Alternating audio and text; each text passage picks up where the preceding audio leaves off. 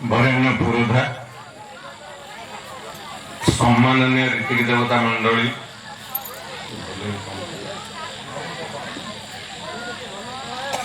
सम्माननीय साधु सज्जन मंडली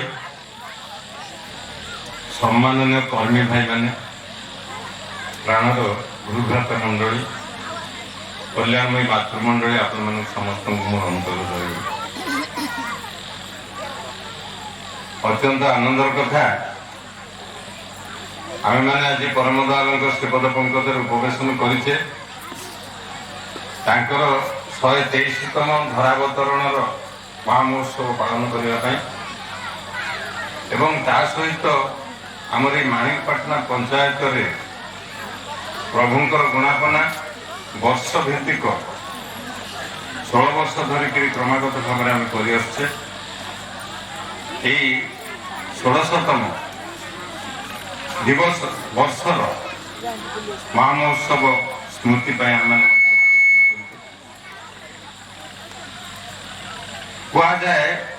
12 वर्ष हो गले मेधानाड़ी खोली जाए तो 16 वर्ष है तेणु माणिकपाटणार भक्तवृंद जनसाधारण श्री श्री ठाकुर भावधारा से मेधानाड़ी खोली जाइए तो मुझे गोटे मुख्य अज्ञ हिसाब से आपरे कौन रखी जन चिन्हा जଣା मनीष हिसाब से आप दु चार पद कथा रखी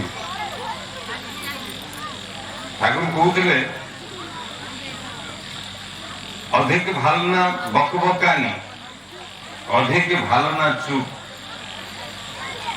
अधिक भालो ना बिरखा बादल अधिक भालो ना धूप तेणु अधिक बकबक हवा भल नुह अधिक चुप रहा भी भल नुह अधिक बसा बसवा भी भल नुह अधिक धूप हवा भी भल नुह मुझे सागे आप अधिक आलु हवा भी भल नुह कहीं आपण मत देखिए मुझे देखिए ठाकुर कथा कौन कह पाखे आम जोटा मोर पैतृक घर गाँ आपण मैंने जो मैंने जाइए उदयगिरी रत्नगिरी ललितगिरी से उदयगिरी पहाड़ पाददेश मोर गाँ ता ना भी विश्व प्रसिद्ध ना कहीं से आउ गोटे ना ना निहाती कम भारतर भौगोलिक परिवेश भितर से ना किए ना से गाँ ना हूँ कलाश्री एवं आम घर विशेषत्व हूँ से गाँ आम बाड़ी गोटे कूह अच्छी बांकी केते पानी खूब कम लोक मापी कहीं से एत गहरा भर को बुड़ी पड़ा संभव नुह आम सब छुआ दिने घर पाखे विरूपा नई बही जाइए ये केते समय श्वास रुद्ध करके रही पार यार गोटे कंपिटिशन हुए आम करूँ छुआ दिने से केमी नाक पाटी बंद करदे काले किए लुचेक निश्वास नहीं तो तू पानी रे बुड़ एवं जड़े ऊपर ठिया गणिम केते समय धरिक से बुड़ुची से गणिबा अनुसार ही निर्णीत हम किए अधिक समय पानी रे श्वास बंद कर रही पारा भर मु सब फास्ट हो जाए अन्य मैंने 100-120 भितर सारा बेलू बेले बेले सब तो प्राय 150-200 भी बेले बेले टपी जाए एत समय धरिक बुड़ी पाए मु दिने से कूए बुड़ी मत तो बुढ़ाड़ी बोलिक समस्ते कहते एत समय पानी बुड़ी पार्टी मोर सांग मैंने से उदात यौवन मु दिने से कूए बुड़िक तल धरवाई चेष्टा करी बुड़ुची बुड़ुची बुड़ुची बुड़ुची केते बाट बुड़िली जानी नहीं आउ केते बाट बुड़ीवा को बाकी रहला ता भी कहि परिबनी ठाकुर ताई कहले जेते डुबीबु सेते बेमालूम हबो अमालूम न बुड़ुची जानूची मालूम होउची जे मु बुड़ुची किंतु केते बुड़ीली आउ केते बुड़ीली ता जानि हबनी ठाकुर कथा ठीक सेही भली जेते डुबीबो सेते बेमालूम हम तो किए डूब कौन डूबी पाखे मालूम कर ठाकुर कथा कहूँ तेरे आतंक पृथ्वी जहाँ विषय वस्तु लिखाई खाली भारत समुदाय विश्वर व्यक्ति विशेष मान सुरक्षा ठाकुर कौन दबा चाहिए से प्रसंग में पदे अधे कथा कह आमे की आतंकित होइछे आमे देखुचे ए रिसेंटली गोटे आतंक जाइछि गोटे सुनामी हैला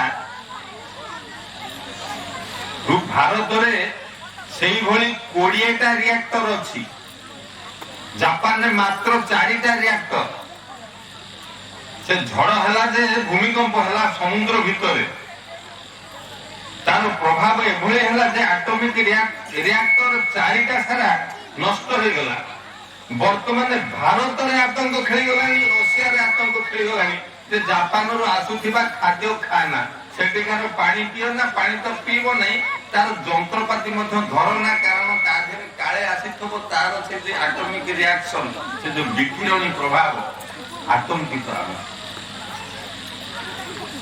सेदिनो गोटा स्काईलैब अमेरिका पठेइथिला आकाश रे रही गोटा लैबोरेटरी से तार विश्लेषण विज्ञान तार करामती देखैबो सब गवेषणा करिवो कोन कोन होउची तार जंत्रपाती यांत्रिक त्रुटि देखा गला वैज्ञानिक माने घोषणा करथिले जे स्काईलैब पडियो एवं कोठी पडियो ता ठीक ठिकाना नै जोठी पडियो सेठी मनुष्य मानकर कोन हो ता ठिकाना नै आतंक खेली गला गोटे बुढी जे से तार बहु कष्ट करी जीवन जीविका निर्वाह करू करू एक एक करी पैसा पळै गोटे मूर्ति से सुना मूर्ति से तैयार करथला त जीवन रे गोटा किसी धन संचिव एक कथा नै कि सुना मूर्ति तैयार करथला ताकू गिर देला कहला स्काईलैब पडियो मु तो रहबे सुना मूर्ति देखाइ जो ता के काई नै जीवो से ता गिर दे एटा सेदिन भी देखला सबुठारु बेसी आतंक मनीष पई ठाकुर को उद्वेलित करथिला जोथि पई की ठाकुर बड़ विकल होकर से कहते जे सृष्टिर रहस्यर से किंभूत किमाकार डाक सुविला किए अछ तोले धर मु बाध्य हेली आसीबा पई जगत को तोले धरिबा एते आतंकित आउ के ही नथिले ए आतंक कोन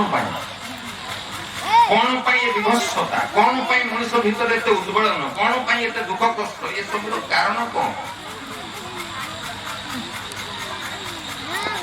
आ दाघर रक्षा पाइबा पई ठाकुर हमको कोन देइछन ठाकुर कहले तुमे स्वाभाविक हुओ मु स्वाभाविक मनुष्य न जो पानी पिउची से स्वाभाविक पानी न जो लुण खाउची ता स्वाभाविक लुण न जो जन्म दउचे ता स्वाभाविक जन्म नहे जो खाद्य खाउचे ता स्वाभाविक खाद्य न आपण मानक पाखरे मो जीवन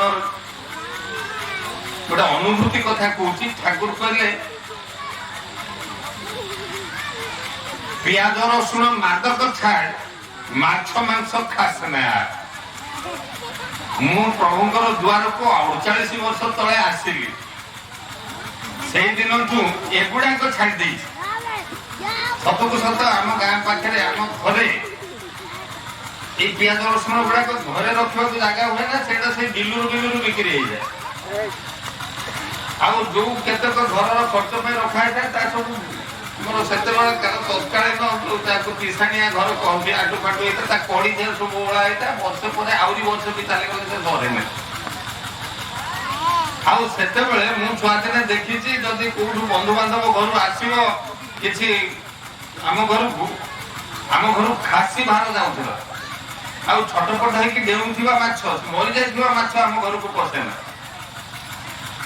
आ पोखरी पर पोखरी प्राचुर्य रे बढ़िथिबा गोटे परिवार रे प्राचुर्य रे बढ़िथिबा मनुष्य से 48 वर्ष तळ ताको विसर्जन देली किंतु 6 वर्ष दिन मो भीतर थिबा एक अभ्यास ताको मु छाडी नथिली कारण ठाकुर कहले मादक छाड़ मु तो पान खाउची सेटा मादक माने जा मतुआला करजे जोथिने मनुष्य आसक्त होई जाय ताकू सिना मादक कुआ जीवो मु तो पान टिके खाउची जे गुंडी देई कि ताकू कोन मादक कुआ जीवो त सेटा को छाडी न थिली मादक भाबी नथि किंतु ठाकुर बांटी की गोदी देई मन रखी देई ताकेडे को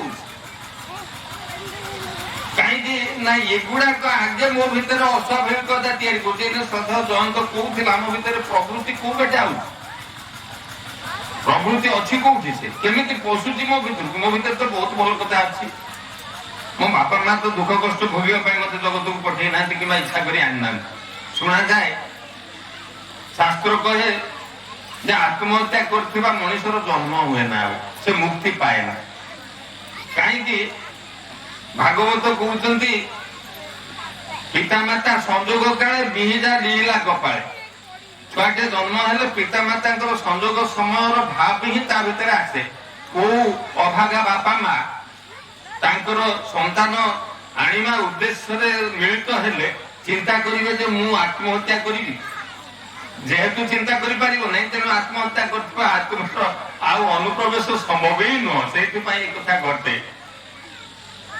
तबे ई जे गुडे को पसिला को बाटे ठाकुर कहले आमिष विधान उत्तेजित अजथा हुए जर्जरित तो जानि जो आमिष खाइले कोन हुए तो भीतर विधान अछि सिस्टम अछि दांत नाक पाटी श्वासक्रिया रक्त संचालन ये सब गुडा कामर सिस्टम विधान आमिष भीतर देखि विधान उत्तेजित हो जाए तेणु जेतबे ताकू उत्तेजित खाई देली प्रकृति बाहला सियाडे उत्तेजक खाद्य खाई देछि साधारण कथा गोटा लंका जदि खाली पाटे चुबे दे मनुष्य तापरे उहा एकरी पानी पिए नले गुड़ खाए नले चीनी खाए जाल गोटा खाए प्रकृति तो आमरी आचरण आम जहाँ करूँ तारी भीतर देकर प्रकृति पशु प्रभु से आतंकित होते हे मनीष फिरे जाओ पंथ फिरे जाओ ओरे दिग्भ्रांत जे पथे चले तुम्हें वो पथ चला पथ नय ठाकुर घोषणा करते तुम्हें तुझे फेरिक अना अरे दिग्भ्रांत तू दिगहरा है कौन अनेक चल जाऊ तू जो बाटे चली जाऊ से चलवार बाट नुहे ईश्वर ना अविनाशी आउ गोटे अविनाशी आम पाखे आसिक पहुंची गला संघर्ष मनुष्य आरंभ कलानी लोप कर से अविनाशी हूँ जो पॉलिथिन पैक ताकू पोड़ीदेले भी से पॉलिथिन नहीं रही नयन दहती शास्त्राणी नयन चिन्ह अस्त्र कटि जीव निआरे पोड़ी जीव किंतु सेमिति रही से एक अविनाशी एभली विकृति सृष्टि कर ना मु सेदिन जगदल जाइथिली कलिकतार जगदल जोटा प्रसिद्धि लाभ करथिला हमर अखा ए जे झोट कारखाना पे से नलिता आज चाष होउने नलिता चाष होतिले ए गछ लगेबार प्रक्रिया भीतर देकी जेतिकी परिमाणर अम्लजान मनुष्य पाउथंदा ताउ से पाउ नै ता प्रतिबादल पाउची से जो पॉलिथिन गुडी को जो गुडी को अम्लजान तो दो नै बरं बहु परिमाणर अंगारकाम्ल सृष्टि करछि परिवेश वर्तमान विषाक्त ठाकुर कहले प्याज रसुण मादक छाड़ माछ मांस खासना कहीं ना आमिष द्वारा विधान उत्तेजित हुए ठाकुर एक भी कहते जमी चिमुटिले काटे नारी नीति विशेष भाव देखिए कड़ा कथा मनुष्य मन को कष्ट दिए ठीक सेमती आपन कहने गोटे जिनस मन पकईदेली आपण जीभर लाल आसीज तेंतुली खटा कथा मन पड़ा माने ही जीभ लाड़ी जाए तेंतुली तो मो पाटे जाए अथच जीभ कहीं लाड़ा कहीं तार प्रतिक्रिया आम भीतर सृष्टि हुए तेणु जो खाद्य जो द्रव्य तार प्रतिक्रिया आम भीतर को आसबनी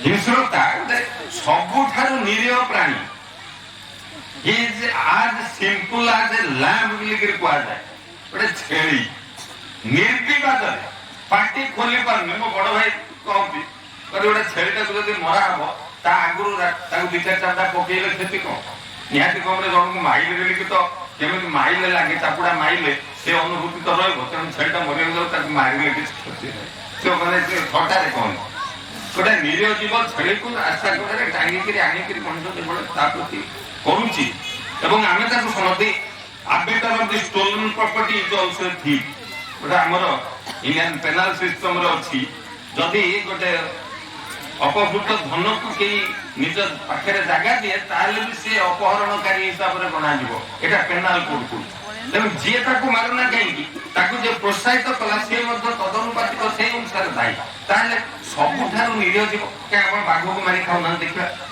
मनुष्य भीतर एत हिंसा आसबनी कहीं गोटे हिंसक को हिंसा करवा ये एक स्वाभाविक प्रक्रिया भीतर चली जाता ठाकुर आतंकित होकर अनेक मनुष्य जो रास्ता पड़े जाऊँगी ତାଙ୍କୁ ସେଠୁ ରକ୍ଷା କରିବା ପାଇଁ ଜାଗା ନାହିଁ। ବର୍ତ୍ତମାନ ଚିକାଗୋ ହଉଛି ମାଂସ ମାର୍କେଟରେ ସବୁଠାରୁ ପ୍ରସିଦ୍ଧ ଲାଗୁଥିଲା ପୃଥିବୀରେ।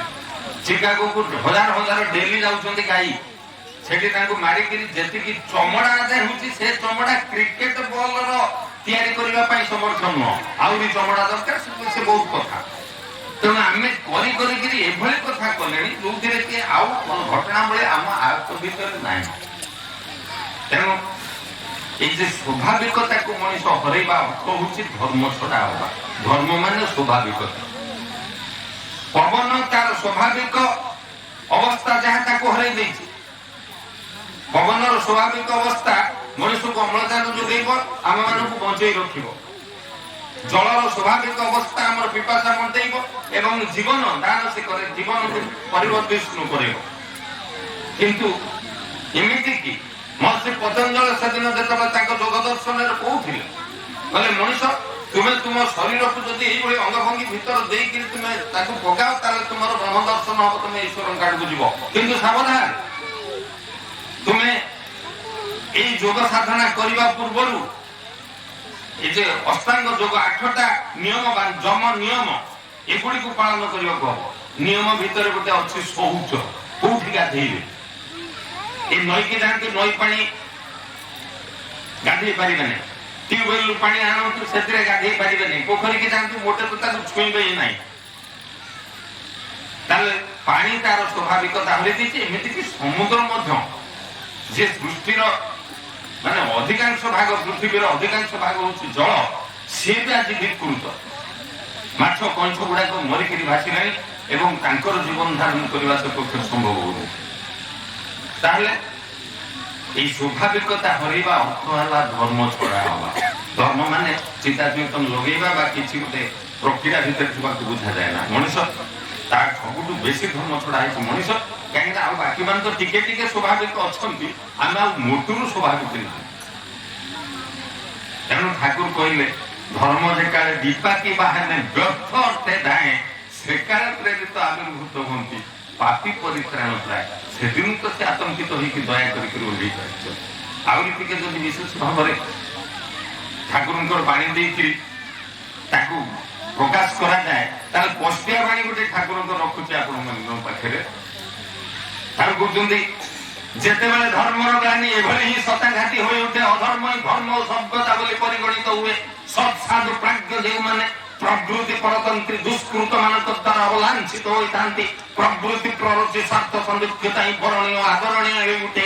ବିପର୍ଯ୍ୟୟର କାଳାଗ୍ନି ଜଳି ସବୁ ଦିଗ ଦେଇ ସର୍ବତ ଭାବେ ସଦା ବିଧ୍ୱଂସୀ ଦାଉଦନ ସୃଷ୍ଟି କରି ଚାଲିଥାଏ। ବଞ୍ଚିବାର ଉଦଗ୍ର ଆକୁଳ ଆକୁତି ପଥହରା ଚଞ୍ଚଳ ବିକମ୍ପିତ ବୋଧ ଦୀପ୍ତି ନେଇ ସର୍ବାନ୍ତକରଣରେ ଡାକିଥାଏ, କିଏ ଅଛ ବଞ୍ଚାଅ। ଜୀବନରେ ଆକୁଳ ଆହ୍ୱାନ ହିଁ ଗୁରୁ ପୁରୁଷୋତ୍ତମଙ୍କର ଆଗମ ଆହ୍ୱାନ। ତେଣୁ ଏତିକି ବେଳେ ସେ ଆସନ୍ତି। ଆସି କଣ କୁହନ୍ତି? କହନ୍ତି ঝঞ্ঝা রাগে ঝড়ের বেগে বজ্র সুরে ধরব স্থান, আর্য স্থান পিতৃস্থান ସବୁଠୁ ଉଚ୍ଚ ପୂଜ୍ୟମାନ। ଠାକୁର କହିଲେ ଯିବୁ କୁଆଡେ? ତୁ ଝଞ୍ଜା ରାଗରେ ଝଡ଼ ବେଗରେ ସ୍ଥାନ ଧର, ତୁ ବ୍ୟତିବ୍ୟସ୍ତ ହୁଅ ନା।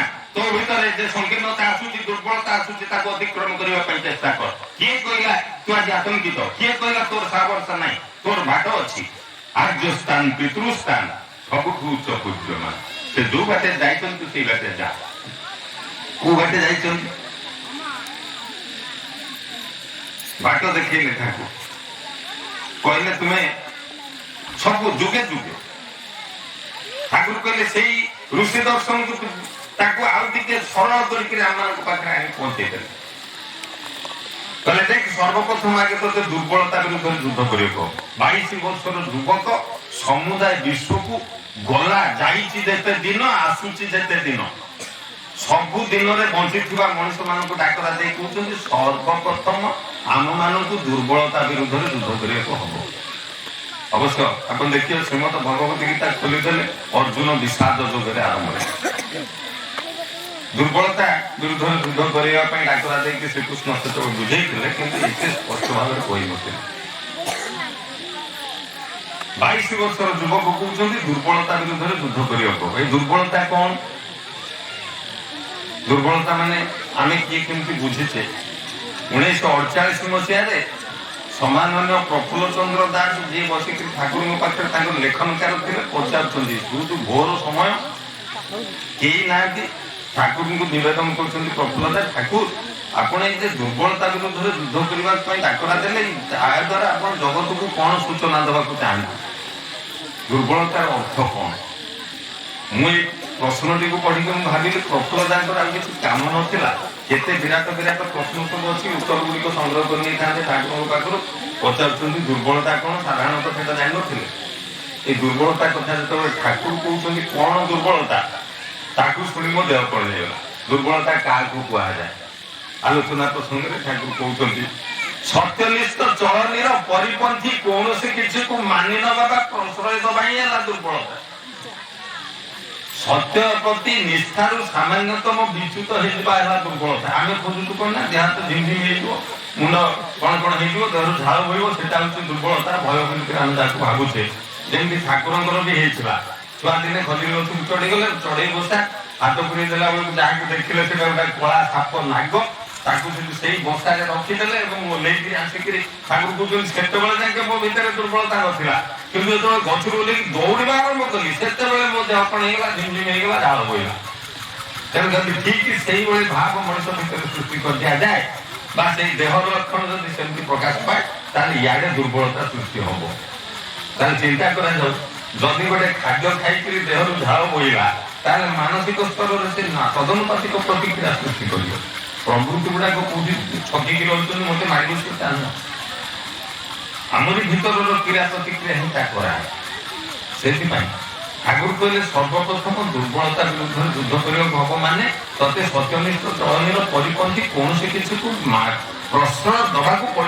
ଦବୁ ହିଁ ନାହିଁ ଆଉ ଯେତେ ହଜାର ମହତ ଗୁଣର ଅଧିକାରୀ ହେଇଥାଏ ନା କାହିଁକି ଯଦି ଏଇ ଦୁଷ୍ପ୍ରବୃତ୍ତିକୁ ନିଜ ଭିତରେ ବାନ୍ଧି ରଖୁ ତାହେଲେ ତୋର ଚରିତ୍ର କେବେ ହେଲେ ବି ଜ୍ୱଳନ୍ତ ହବ ନାହିଁ ବହୁ ଜ୍ଞାନୀ ଗୁଣୀ ଲୋକ ଅଛନ୍ତି ଭାରତର ଶାସନ ପୃଥିବୀର ଶାସନ ଦାୟିତ୍ୱରେ କିନ୍ତୁ ଲୋକେ ତାଙ୍କୁ ନମସ୍କାର କରୁନାହାନ୍ତି ତାଙ୍କ ନାଁ ପଢିଲେ ଓବାମାଙ୍କୁ ନାଁ ପଢିଲେ କେତେ ଜଣ ପ୍ରଣାମ କରୁଛନ୍ତି କାହିଁ କରୁନା ଏତ ବିରାଟ ବ୍ୟକ୍ତିତ୍ୱ ଆମେରିକା ଭଳିଆ ଦେଶର ରାଷ୍ଟ୍ରପତି ଆମର ପ୍ରଧାନମନ୍ତ୍ରୀ ଡକ୍ଟର ମନମୋହନ ସିଂ ଜଣେ ବିଶେଷ ଅର୍ଥନୀତିଜ୍ଞ କାହିଁ ତାଙ୍କ ଉଦ୍ଦେଶ୍ୟରେ ତ ଆମେ ପ୍ରଣାମ କରୁନୁ କାହିଁକି ନା ତାଙ୍କ ବ୍ୟକ୍ତିତ୍ୱ ଆମମାନଙ୍କ ଭିତରେ ବିଶେଷ କିଛି କ୍ରିୟା କରୁନି ହଜାର ମହତ ଗୁଣର ଅଧିକାରୀ ହେଲେ କ'ଣ ଦୁଷ୍ପ୍ରବୃତ୍ତିକୁ ଯଦି ପୋଷି ରଖ ତୁମର ଚରିତ୍ର କେବେ ଜ୍ୱଳନ୍ତ ହବ ନାହିଁ ଆଉ ୟାରି ଭିତରେ ଅସୁସ୍ଥତା ଏବଂ ଅକାଳ ମୃତ୍ୟୁ ହିଁ ଆସିଥାଏ ମୁଁ ବାଟ ଖୋଜୁଛି ମୋର କ'ଣ ହେଲା ଇଆଡେ ଗଲା ଆକ୍ସିଡେଣ୍ଟରେ ପଡିକିରି ଇଏ ମରିଗଲାଣି ମୁଁ କେତେବେଳେ ମରିଯିବି ବାଟ ଘାଟ ଆଉ ଆଜିକାଲି ରାସ୍ତାରେ ଚାଲି ହବ ନାହିଁ ଇତ୍ୟାଦି ଇତ୍ୟାଦି ଠାକୁର କହିଲେ ତୋର ସେଥିରେ ବିଚଳିତ ହବାର ନାହିଁ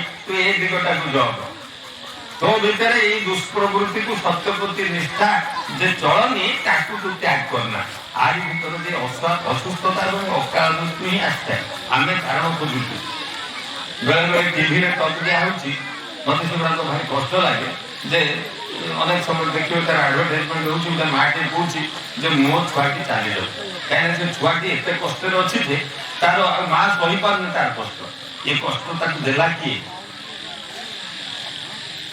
ବିଜ୍ଞାନ କହୁଛି ବାପା ମା ହିଁ କାହିଁ ଠାକୁର କହୁଛନ୍ତି ବାଣି ଦେଇକି ଯେପରି ସ୍ଥଳେ ଯେପରି କରି ଯୋଉଠି ଅମେଳ ବାପା ମାଙ୍କର ସେ ଅମେଳ ରହେ ପିଲାର ସ୍ୱଭାବେ ଆକୁଳ ହେଲେ ହିଁ ସଦିଚ୍ଛାର ଯୋଉ ଆତଙ୍କ ଯିଏ ବି ସୃଷ୍ଟି କରୁଛି ଆପଣ ଚିନ୍ତା କରନ୍ତୁ ସେ ପିତା ମାତାଙ୍କର ତାଙ୍କର ଶାରୀରିକ ମାନସିକ ଅବସ୍ଥା କିଭଳି ଆତଙ୍କିତ ହୋଇଥିବ ଯୋଉଥିରେ ଛୁଆ ଟିକେ ଆସିକିରି ହଜାର ହଜାର ଲୋକଙ୍କ ଭିତରେ ଆତଙ୍କ ସୃଷ୍ଟି କରିଦଉଛି ସେ ତ ଆଜି ଆତଙ୍କ ସୃଷ୍ଟି କରୁନି ତାର ସେଠୁ ହିଁ ଆଜନ୍ମରୁ ତା ଭିତରେ ସେ ଭାବ ଅଛି ବୋଲି ପ୍ରକାଶିତ ହଉଛି ନିଆଁ ଯୋଉଠି ଥାଉ ନା କାହିଁକି ସେ ଯେତେବେଳେ ସ୍କୋପ ପାଇବ ସେତେବେଳେ ଜାଣିବ ଆଉ ନିଆଁ ସେଠି ନଥିଲା ପରବର୍ତ୍ତୀ ଅବସ୍ଥାରେ ବାହାରି ପଡିଲା ତା ନୁହଁ ଠାକୁର କହିଲେ ଆଗ୍ନେୟଗିରିରେ କୁଆର ଅଛି ଯେତେବେଳେ ଆଗ୍ନେୟଗିରିର ଉଦ୍ଗିରଣ ହଉଛି ସେଥିରୁ ଅଗ୍ନି ନିର୍ବାପିତ ହଉଛି ଠାକୁର କହୁଛନ୍ତି ତୋ ଭିତରେ କ'ଣ ଆଗ୍ନେୟଗିରି ନାହିଁ ତୁ ସେଇ ଆଗ୍ନେୟଗିରିକୁ ଫୁଟେଇ ତୋର ଯୋଉଥିରେ ସମସ୍ତ ବିପାକ ଦୁର୍ବିପାକ ଯେତେ ପ୍ରକାର କଥା ଅଛି ତାକୁ ଦ୍ୱନ୍ଦ୍ୱ ବାଧାକୁ ଅତିକ୍ରମ କରିକି ତୁ ଚାଲିଯିବୁ ଏବଂ ସମସ୍ତଙ୍କୁ ଆଗେଇ ନେବୁ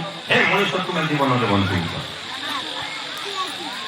ସେଇଥିପାଇଁ ତ ଠାକୁର ସେଦିନ ଡାକରା ଦେଇଥିଲେ କେଷ୍ଟୁଲା ପଚାରିଲେ ଠାକୁର କିଭଳି ଭାବେ ଠାକୁର ଆପଣ ଏ ବିଶ୍ୱକୁ ଯେଭଳି ଭାବରେ ଦେଖିବାକୁ ଚାହୁଁଛନ୍ତି ଆମ କାନ୍ଦ ଏତେ ଚଉଡା ନୁହଁ ଏତେ ବଳିଷ୍ଠ ବ୍ୟକ୍ତିତ୍ୱ ବି ଆମର ନୁହଁ ଯୋଉଥିରେ କି ଆମେ ଡାକରା ଦେବୁ ଲୋକମାନେ ଆମ କଥା ଶୁଣିବେ କରିବେ ଆମେ କ'ଣ କରିବୁ ଦତି ଆଶ୍ରମରୁ ଠାକୁର उद्दात कंठरे बाहरी आसिले हाथ दुई हाथ ऊपर टेकी देले कहले मु चलिनी जगत को डाकरा दे तुमे भी दुई भाई उत्तोलन करी मो पछे डाकी चलो कि अछब गिनी तपादे बबिज भाई एक निष्ठ श्रद्धा उत्साहित अदम्य संवेगधारी अदम्य हरणी परम योद्धा पराक्रम प्रदीप्त प्रदीप पन्नमती आस एक क्षण आस आयुधा तेरियो दक्ष दीक्षारे निजको उत्सर्ग करी अमृत सन्धान लागि जाओ समस्त अज्ञ अलौकिकतार आचरण भांगी तुरी प्रज्ञालोकर जगत को उद्भासित करी दुख कष्ट पच विपर्य व्याधि विकृति जरा मृत्यु इत्यादि कारण को जानी निरोध करी उदात उत्सर्जनार जीवन को प्रतिष्ठा कर हे भोटाग पावक पुरुषाग ईश्वर कोटि अव्यर्थ विक्रम पारिब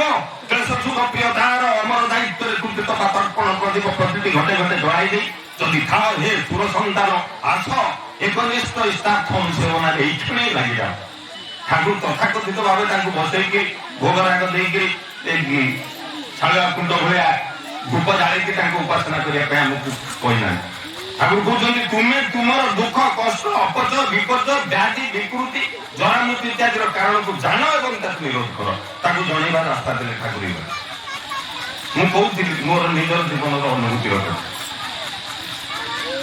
आप विश्वास करंतु बा न करंतु दीर्घ विगत 19 वर्ष धरिक मत नाक पोछवा दरकार होता ज्वर तो ज्वर तेणु थंडा सर्दी ज्वर में दीर्घ 19 वर्ष धरिक पड़ी नी नवेम्बर मास 20 तारीख पूर्व पर्यटन नवेम्बर मास 20 तारीख दिन मत ज्वर है सी फिर अध घंटा 21 तारीख दिन मु बाथरूम को जाऊँगी हठात मो मुंडा कौन हो पड़गली और सेन्सलेस हो गली जोटा कि अचेत हाँ मो जीवन में जान मो जीवन में आउ दीटा कथा घटी ना मुझे बांति करना आउ अचेत हो तेणु जो अचेत हली बयस आसिक परिणत बयस 69 वर्ष मोर बयस कहीदूची 69 वर्ष बयस है अचेत हवाटा गोटे भल लक्षण नहीं मो छुआ मान चिंता बढ़िया पुआ रोचे अमेरिका से घन घन भौणी पाक फोन कला भुवनेश्वर को जे बापा कहीं अचेत है सब परीक्षा निरीक्षा कर मत सागे सागे रिपोर्ट जना 3 दिन भीतर एवं कौन है मत कह से झील मत नहीं सबुआड़ परीक्षा निरीक्षा से डाक्तर कहले सार मनीष को 50 रु ऊर्ध्व वर्ष हेले साधारणतः गोटे प्रोस्टेट ग्लैंड अच्छे से बढ़ी थाए आपको 69 वर्ष बयस प्रोस्टेट भी सामान्यतम बढ़ी ना आप किसी लक्षण ही नहीं कौन बाहर सब तो नॉर्मल शेष डाक्तर आविष्कार कले मोर स्पंदन जोटा नाड़ीर पल्स रेट से कमु जो जेहेतु ज्वर हो किसी समय पल्स रेट अधिका हवा दरकार कर कहीं ज्वर है साधारणतः नाड़ी स्पंदन बढ़ी जाए नाड़ी स्पंदन तो कमुची से बढ़ेब केते बाट तार मैक्सिमम कैपेसिटी पर्यंत बढ़े तेणु जो बढ़े पारे ब्रेन को ब्लड सप्लाई होना और सेन्सलेस हो जाए तार कारण तेणु डाक्तर खोजिले कारण कहीं पल्स रेट कमिला सबुठ ईसीजी रिपोर्ट सब रिपोर्ट देखी सारा से सिद्धांत पहुंची पारे ना कहले निश्चित भाव में आप कौटी ना कौटी तंबाकू खाऊन गुड़ा माने ये धुआं पत्र मुझे आज्ञा ये 6 वर्ष दिन पान खाऊँ 63 वर्ष अभ्यास तेणु से ना ये तो 10 वर्ष तलु लक्षण आपंकर बाहर कथा मुझे आम पिज रसुण आईष खाऊनु डाकिले मेडिकल बोर्ड कहले देख पिज रसुण आईष न खाइले मनुष्यर पावर ऑफ रेजिस्टेंस केमिति बढ़े कहले सार आपणकर औषध आपण हाथ में मुझे मो हाथ में मानी ना यहाँ को छाड़देवा पड़ो मुझे 63 वर्ष अभ्यास यही मुहूर्त छाड़ी डिसेम्बर 8 तारीख मु पान खाइबा छाड़ी ये जीवन आउ एक कथा मनुष्य जीवन में यह संकल्प आसो ना सत को सत 63 वर्ष धरिक गोटे मनुष्य अभ्यस्त होथच से छाड़देव यहाँ मुझे दिन तो बुझी नी ठीक मादक छाड़े ये जो गोटे मादक ये जो मत माड़ी बसला ये जो मो देह भर एत प्रकार कथा सृष्टि कला मुझे जान नी कि देखुली देखा आतंकित किए सबुठ बेसी आतंकित थे ठाकुर आहरी मोर आपण मानकर अधिका समय नवा जमा इच्छा ना कहीं केते समय बा आपण माने मु केते समय बा कोई पारि जो जो अपराध गुड़िक भूल गोटे हिसाब कर देखुली ठाकुर कहले देख तू कथा देकर कथा भांगेना यहाँ है दुर्बलतार एकदम प्रारंभिक लक्षण ठाकुर कहते तो भीतर दुर्बलता को तड़ू माने तड़ ଯେତେ ଶୀଘ୍ର ପାର ସେଇ ଅବସାଦ ଉତ୍ପାଦକ ଭାମ୍ପାୟାରକୁ ମାନେ ଏଇ ଦୁର୍ବଳତା ହଉଛି ଗୋଟେ ଭାମ୍ପାୟାର ମାନେ ଚେମିଣିଆ ଯିଏକି ଗୋପନରେ ଆସିକି ରକ୍ତ ଶୋଷଣ କରେ। ଆମ ଭିତରେ ଦୁର୍ବଳତା ରହିଲେ ସେ ଆମକୁ ଭିତରୁ ପୋରି କରି ଖାଇବ। ଏଇଟା ଆସେ କେମିତି? ଠାକୁର କହିଲେ ମନମୋହ ଏକ ହବ ନାହିଁ। ଚିନ୍ତା କରୁଛି ଗୋଟେ, କହୁଛି ଗୋଟେ, କରୁଛି ଆଉ ଗୋଟେ। ତେଣୁ ଏଇ ମନମୋହ ଏକ ନ ହବାଟା ଦୁର୍ବଳତା ଆଣିଦିଏ, ଯୋଉଟା ଆମେ କହୁଛେ ପ୍ରବୃତ୍ତି ପରତନ୍ତ୍ରତା। ଠାକୁର କହିଲେ ସେଇଟିକୁ ତୁ ଆରମ୍ଭ କରିଦେ। ତୁ ଯେମିତି କହୁଛୁ ସେମିତି କର, ବା ଯେମିତି କରୁଛୁ ସେମିତି କର, ଦେଖିବୁ ତୋ ଭିତରେ ଦୁର୍ବଳତା ରହିବ ନାହିଁ, ଆଉ ତୋ ଭିତରେ ଅବସାଦ ଆସିବ ନାହିଁ। କ୍ଷଣିକ ଅବସାଦ 10 ବର୍ଷ ଆୟୁ କମ କରିଦିଏ। ସବୁ ତ ସେଇ ଯାହା କୁହାଯାଏ ଏ ଗୋପାଳ ପାଇଁ ସିନା ଦୋଳ ଯାତ୍ରା ନାଇଁ, ଯେ କୃଷ୍ଣଙ୍କ ପାଇଁ ସିନା ଦୋଳ ଯାତ୍ରା। ଠାକୁର କହିଲେ ଜୀବନଟା ଅଛି ବୋଲିକି ସିନା ଏତେ ଲୀଳା ଖେଳା, ତୋର ଜୀବନ ହିଁ ଆଗେ ମୂଳ। ତେଣୁ ତୋର ଶିକ୍ଷା, ସ୍ୱାସ୍ଥ୍ୟ, ରାଜନୀତି, ଅର୍ଥନୀତି ସେଗୁଡା ସବୁ ପରେ ଆସିବ। ତାରି ପାଇଁ ସିନା ଦୋଳ ଯାତ୍ରା। ଯଦି ତୋର ଜୀବନ ନାହିଁ ତାହେଲେ ତୋର ଘର ନାହିଁ, ଦ୍ୱାର ନାହିଁ, ସ୍ତ୍ରୀ ନାହିଁ, ପିଲା ନାହିଁ, କୁଟୁମ୍ବ ନାହାନ୍ତି, କେହି ନାହାନ୍ତି, ରାଜନୀତି, ଅର୍ଥନୀତି ସବୁ ନିଶ୍ଚିନ୍ତ। ତେଣୁ ତୁ ଆଗେ ଜୀବନକୁ ସମ୍ଭାଳେ, କାହିଁକି ନା ସେଇଟା ଦୁର୍ବଳତା ଦ୍ୱାରା ଆକ୍ରାନ୍ତ ହୁଏ। ତୋର କଥା ମନମୋହ ଏକ ନହେଲେ ତୋର ପ୍ରାଣ ଶକ୍ତି ଆଗେ ତେଜାନ ହବା କମ ଯାଏ। ଆମେ କଥାରେ କଥାରେକୁ ଉପଦେଶ ତ ଅନେକ ଦିଆଯାଉଛି, ମଣିଷ ମଣିଷ ପାଇଁ କର, ତୁ ଅନ୍ୟକୁ ଟିକେ ଭଲ ପା। ମତେ ଗଲେ ଆମେ ଯଦି ସମସ୍ତଙ୍କୁ ଭଲ ପାଇବା, ମୁଁ କହିଲେ କଣ କାଇଦା କରିବି? ଚାଲ ଭାଇ ମିଶିବା, ସମସ୍ତେ ବସିକିରି ଭଲ ପାଇବା, ସେ କଥା ହେଇପାରିବନି। ମତେ କିନ୍ତୁ ସମସ୍ତଙ୍କୁ ଭଲ ପାଇବାକୁ ପଡିବ। କେମିତି? ଠାକୁର ଫର୍ମୁଲା ଦେଇଦେଲେ, କହିଲେ କେମିତି କଣ ତୁ ଜାଣିପାରୁନୁ? ତୁ ମତେ ଭଲ ପା ଏବଂ ତାପରେ ଦେଖେ ତୁ ସମସ୍ତଙ୍କୁ ଭଲ ପାଉଛୁ। You are for the lord, not for others.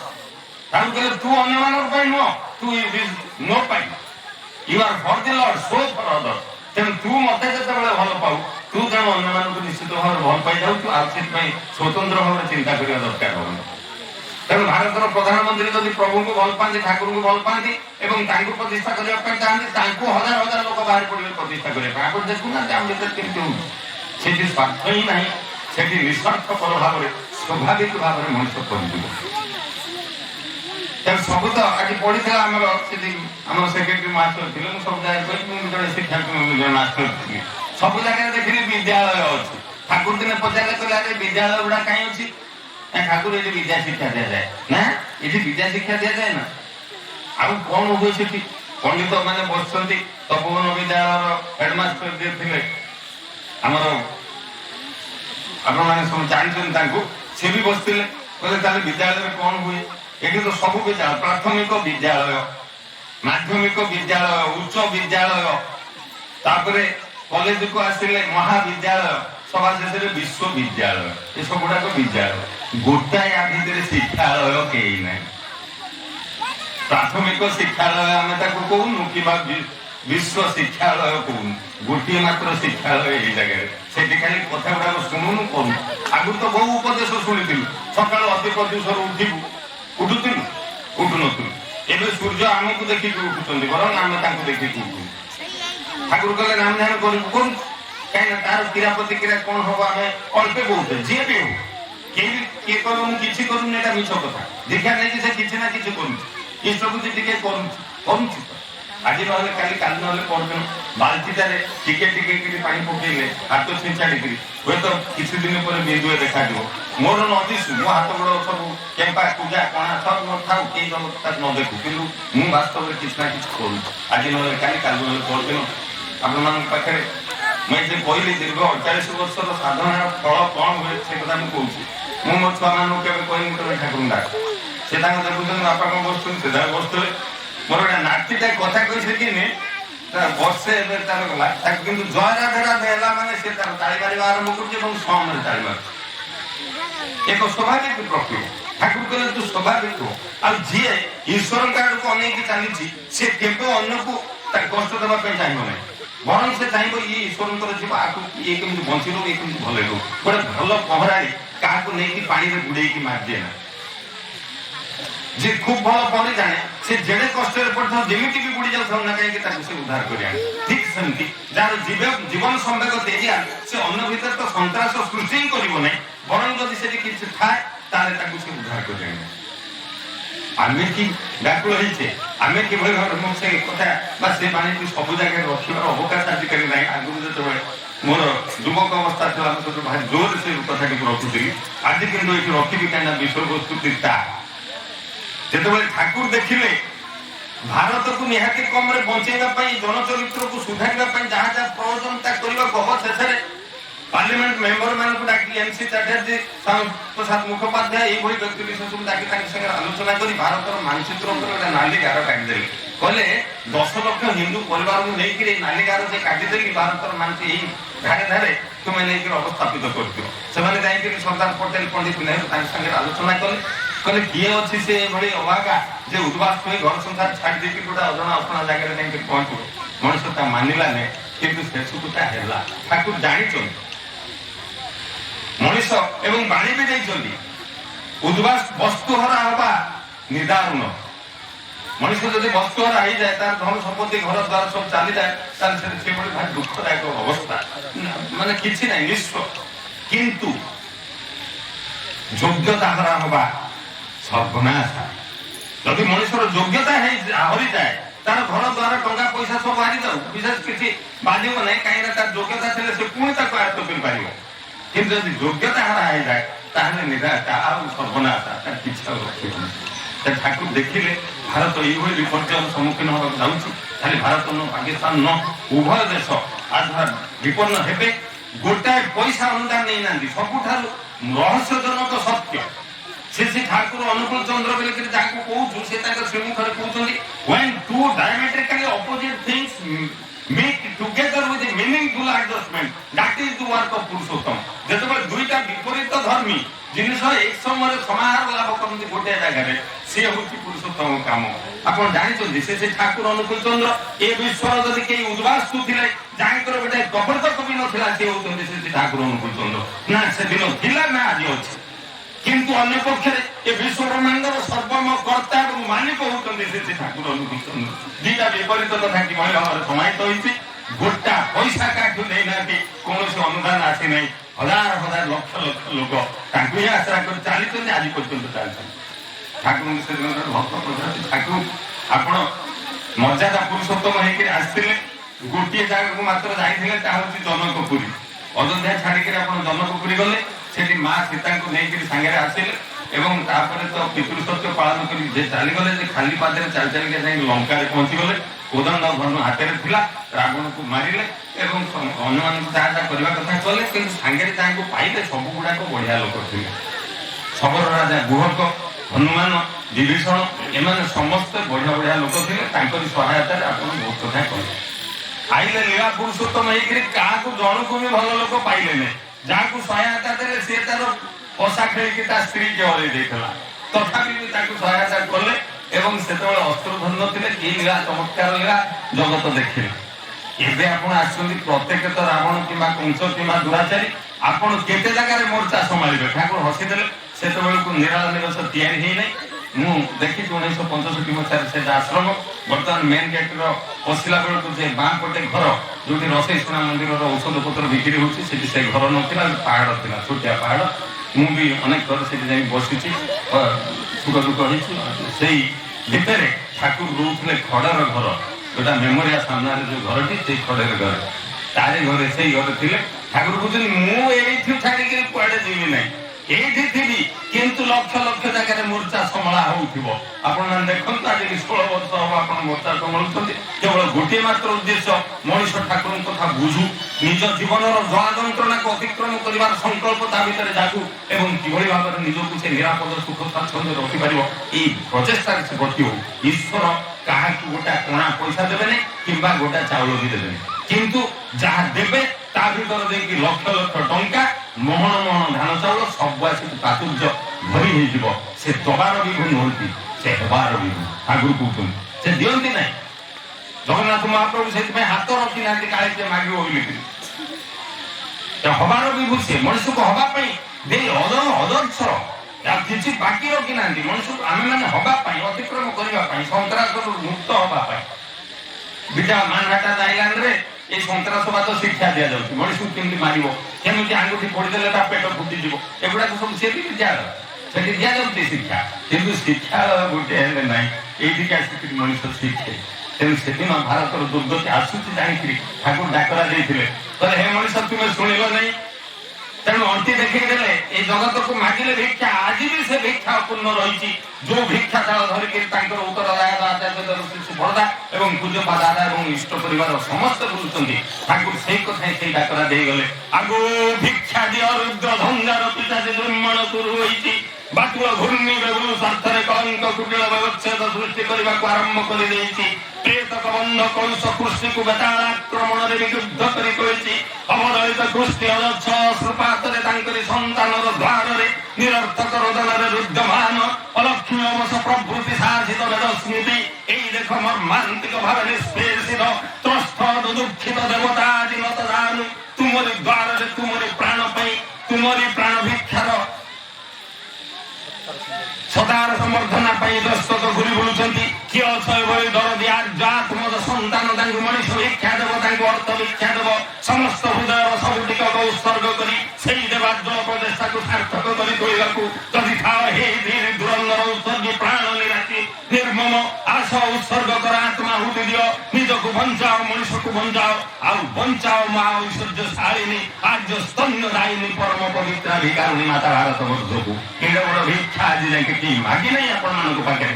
ବିଶ୍ୱ ପିତା ବିଶ୍ୱର ସର୍ବମୟ କର୍ତ୍ତା ଅଣ୍ଟି ପାଟିକିରି ମାଗୁଛନ୍ତି ମତେ ଭିକ୍ଷା ଦିଅ, ମଣିଷର ଯଦି ମିଳେ ତାହେଲେ ମଣିଷ ଏଇ ଯେ ଆତଙ୍କରୁ ରକ୍ଷା ପାଇବ। ଯଦି ସେଇ କଥା ତାଙ୍କ କଥା ଆମ ଭିତରେ କ୍ରିୟା କରେ ତାହେଲେ ଆମଠାରୁ ସ୍ୱାଧୀନ ସ୍ୱଚ୍ଛନ୍ଦରେ ବାସ କରିବା ମଣିଷ କେହି ହବନି। ଏବଂ ସେତିକି ବେଳେ ମଣିଷ ବିଶ୍ୱ ଗାଇବ ଗଗନ ପବନ କମ୍ପମାନ କରି ବନ୍ଦେ ପୁରୁଷୋତ୍ତମ।